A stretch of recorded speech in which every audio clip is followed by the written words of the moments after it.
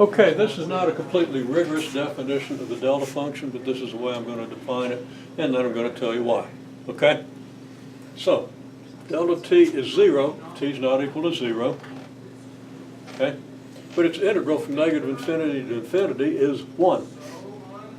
And in units, it's going to have units, and that's going to be important when we model impulse.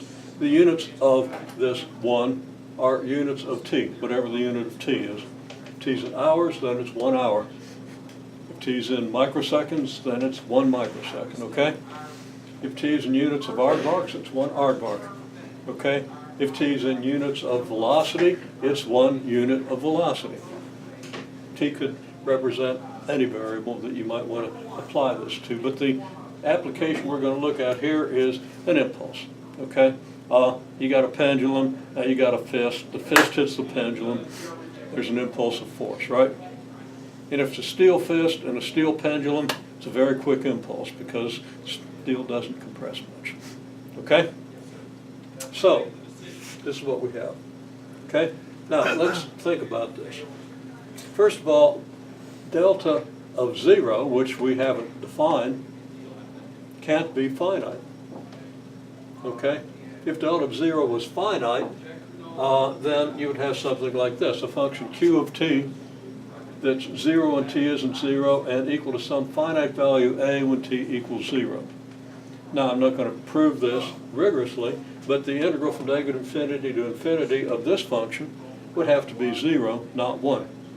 Because, just intuitively, the width of the interval where q equals a is 0, and so you're summing up values times widths of intervals.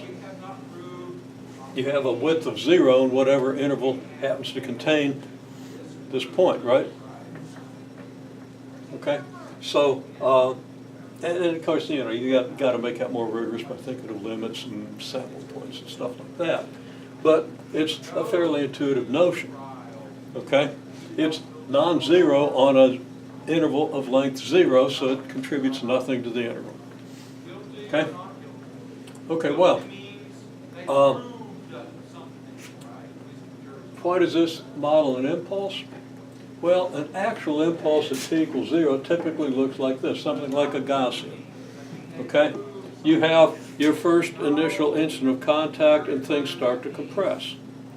So as they compress, the force increases because it's kind of an elastic reaction, right?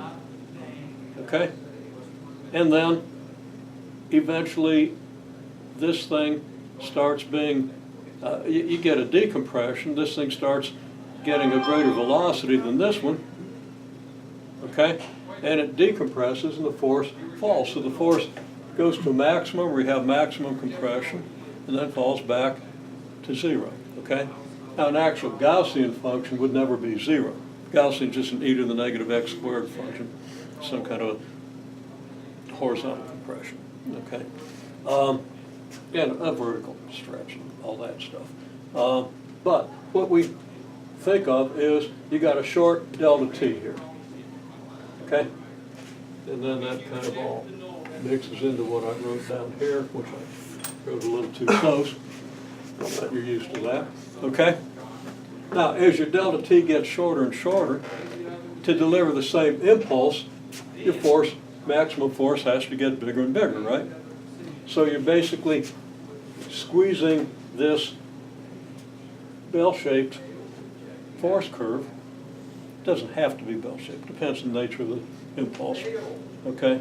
Nature of the materials that are interacting, but that's, you know, you guys are studying materials right now.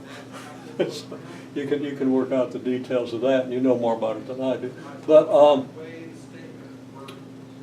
you're delivering the same impulse, but more and more quickly, so delta t gets shorter and shorter, means your force, maximum force, has to get bigger and bigger, right? So you're squeezing this thing, but without losing area, so it scooshes up like this, okay? Now force functions don't scoosh, but so be it, okay? One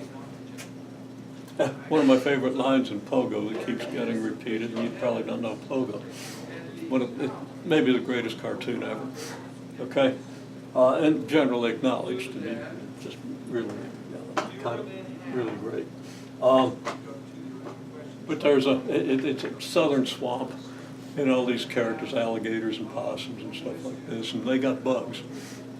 And then someone gets mad at a bug, and the bug says, "Careful, careful, you scoosh a bug, we gets rain." Okay, so I don't know what you get if you scoosh an impulsive force, but scoosh it anyway, okay? It takes the consequences. Okay, well, that's a total digression.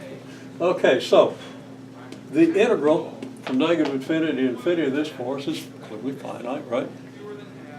And it's approximately equal then to the integral of from negative delta t over 2 to delta t over 2 if this impulse has duration delta t, right?